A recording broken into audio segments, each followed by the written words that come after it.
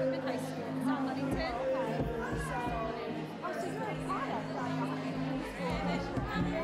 Well, with me, I'm Christine Keller, Executive Director of the Children's Sangha, and I'm also an adjunct college professor here at SUNY Old Westbury, teaching within history and philosophy, as well as in first-year experience.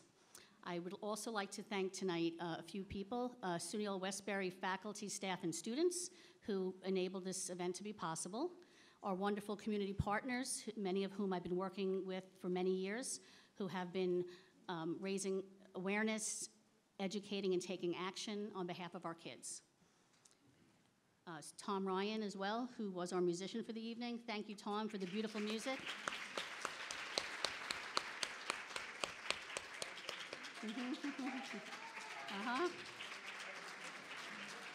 He created such a beautiful, peaceful atmosphere tonight. Thank you, Tom.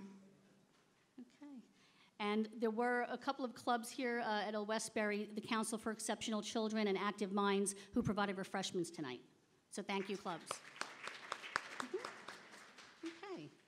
So as a community, we've been working diligently to address the challenges that many of our children face in the education system, and not just with academics, but also with their social emotional well-being.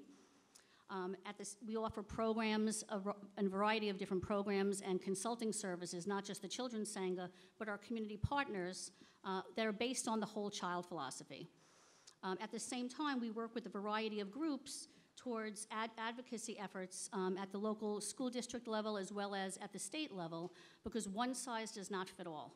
That's something that we want to make sure we're highlighting tonight, because we all have different abilities, interests, ideas, needs, and cultural identities that need to be embraced and cultivated.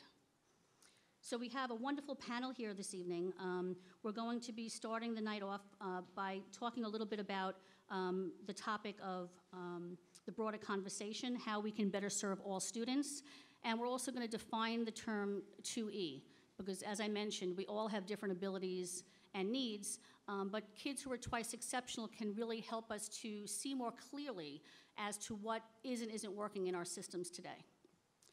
So without further ado, I'm going to introduce Dr. Laura Anker, who's the Director of First Year Experience, as well as Distinguished Professor of American Studies. Thank you. I'm really honored to be here, and thank Christine for all she does for our program. Old Westbury's first year program is really unusual and wonderful, if I can say that. We begin with a course called The Ethics of Engagement, in which we stress ideas of social justice. Old Westbury has, we call it a historic social justice mission. The college grew out of the movements of the 1960s, the civil rights movement, the women's movement, all those movements in which we tried to create a more just and, in our words of our present mission statement, a more just and sustainable world. The first year program in the first semester, students take this course, which is kind of based on ideas of social justice and ethics, and they do readings beginning with Plato and going all the way through to readings on sustainability. And in the second semester, our students all take a course called Community Learning, in which as part of the course they volunteer with not-for-profits and governmental agencies. So they're really out there learning from the community. Because at Old Westbury, we really believe profoundly that the goal of an education is not just academic, it's also ethical and it's civic. That really, education is the foundation of a democratic society, and what we want our students all to do is to be actively engaged. And I tried to think how that really connects with this. And I wanted to read you just a couple of sentences from our mission statement and say how I think it does connect. Our mission statement says, in an environment that demands academic excellence and offers close interaction among students, faculty, and staff.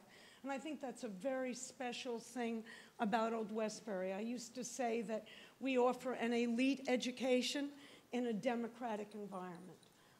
I went to a small liberal arts college, and what was wonderful about it was that real connection that I had with faculty. But then it goes on to say, Old Westbury weaves diversity and intercultural understanding into the very fabric of its liberal arts and professional programs. Our endeavor is to stimulate in students a passion for learning and a commitment to building a more just world for humankind.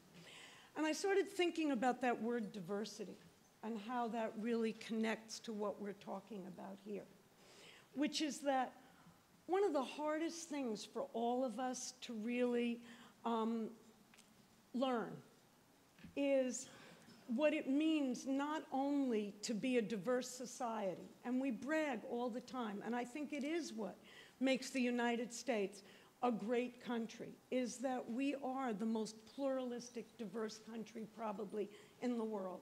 People are here, different ethnicities, different religions, all of those things. The United States was a nation other than the native population or the indigenous population in which people came from all over. But diversity also means difference, that we're all different. And we used to talk about tolerating right? We need to tolerate diversity. And we all know that toleration is not what it's all about. Right?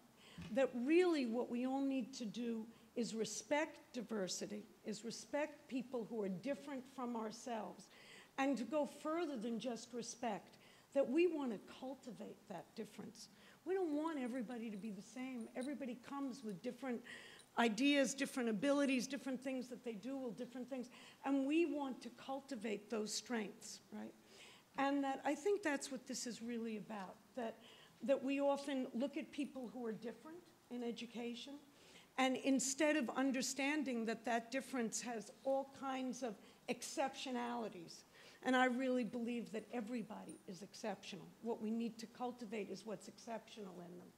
And that instead of looking for those differences as strengths, we often see a we and a they, right? And this is our strength, and they have to be like us, right? Or they're not, you know? And I think that's what's really important about this, that a democratic society needs everybody for the creativity and the things that they bring to it, and that we learn from people who are different from them, and that we need to cultivate. And that's what education has to do.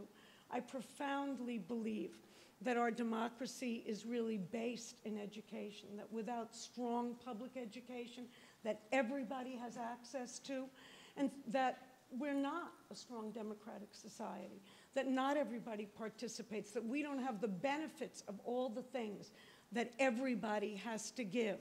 And that means that it is our obligation as educators at a university like Old Westbury, in public schools, to do everything we can to develop modes of teaching that really bring out everybody's strengths. And I just wanted to end with a kind of personal story, which I was thinking about with this as well. My middle daughter, who actually is Colombian by birth, we adopted her when she was a baby. I had a child who died and didn't get pregnant, a lot of things that people have, and so and she's an amazing kid. And when Becky entered school and began to struggle a little bit with reading and things like that, people realized that she had a learning disability, and that was when people began the language. She is now 38 years old, probably older than many of you. But that was when that language first, and we thought that was such a progressive kind of idea to recognize that, you know, that we used more progressive terms than the terms that used to be used, right? And so we talked about her having a learning disability, and we just had to compensate for that disability. When we moved to the community that I now live in, which is all the way on the East End to East Hampton, because my kids started in second grade and then in third grade, Rebecca was, they gave them all tests. And they were individualized WISC IQ tests to see where they were. And they placed my son immediately in a gifted program. And they placed my daughter in resource room. She could handle everything, and that was just fine. But she never felt like she really was smart, because she was going to resource room. She needed extra help. It was stigmatizing. She went to college with an IEP, but did she ever go to take advantage of it? No, because it was stigmatizing. But I found out later when she was entering high school, or maybe it was middle school, I was talking to the people about her struggles with dyslexia, which was what she had. And they said, you know, really she can do it. You know, she tested on those IQ tests. She had like an IQ of, which I don't believe in, by the way, so I don't even want to use these numbers, but I want to do it in this example. She had a higher IQ even than your son. You know, she could have been in the gifted program. And I said, well, why wasn't she? And they said, because she had a learning disability. And I realized, and I've talked to her about it, what a difference it would have meant, even without the kinds of ways of cultivating the way she learned that were different, right? What a difference it would have made for her just to have been told, you're exceptional. For all children to get told that. Instead, she thought her whole life learning was a struggle and she had to compensate, right? And it's not until now that she gobbles up books, you know? All through school, she thought, I struggle with reading. But she really doesn't, you know? And she didn't then probably either.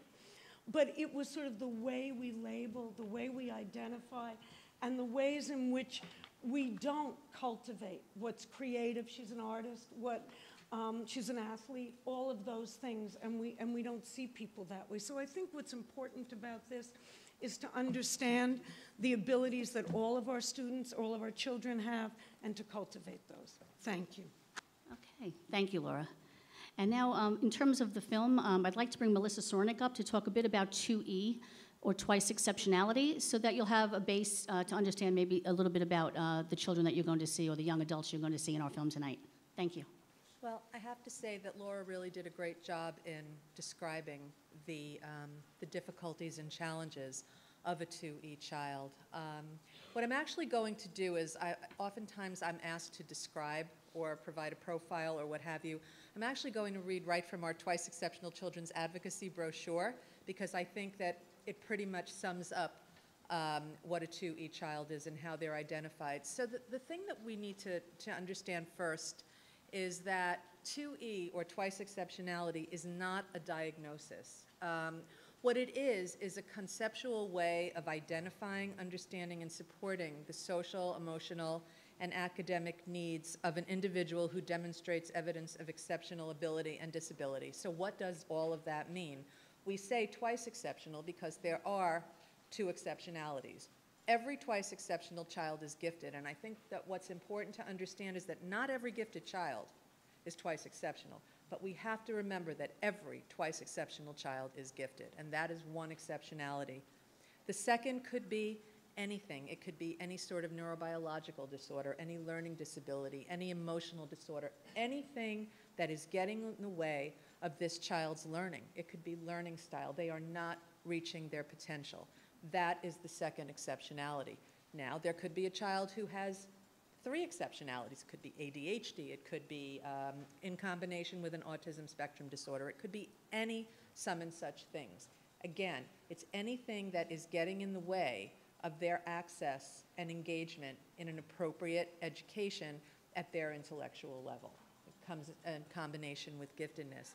Some people will say to me, well, you know what, I get it. Some kids are good in math, and some kids are good in English. You can't be good at everything. That is not what happens. The way it typically happens is that you've got the strength and the challenge are so interwoven. For instance, a child who has all this creativity and can create stories and can tell you the most amazing stories, but if you ask them to write that story down, they can't do it. They can't collect their thoughts. They have difficulty with their fine motor skills in writing or organizing their thoughts on a piece of paper.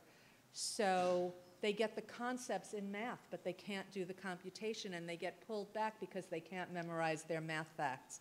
So those are the kinds of tightly wrapped strengths and challenges that we're really talking about, and they create a very unique and challenging experience both for the children and for those that are educating them.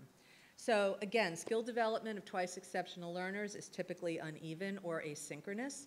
2E students demonstrate superior ability in one or more areas: specific academics, intellectual ability, creativity, leadership, visual or performing arts, and one or more social, emotional, or academic challenges, again, caused by a neurobiological disorder, emotional, sensory, or learning disability. Twice exceptionality can also be difficult to identify because most 2E individuals use their strengths to compensate for what they can't do. I hear parents say, you know, they talk to the schools and schools saying they're fine in school all day. They hold it together all day and they come home and there's the meltdown. Or there are those that are okay at home because a different set of demands are placed for them in school, so they're melting down in school.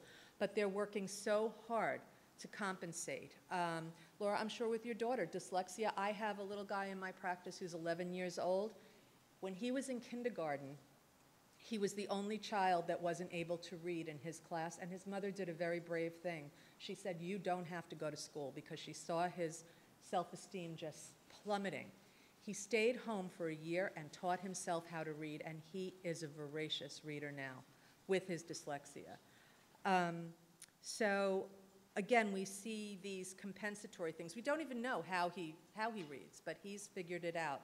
So we really want to be careful about how our kids are compensating, because what often happens is just plain average performance or underachievement, and then they're not identified. If they're identified at all, typically it's for what they can't do and not what they can.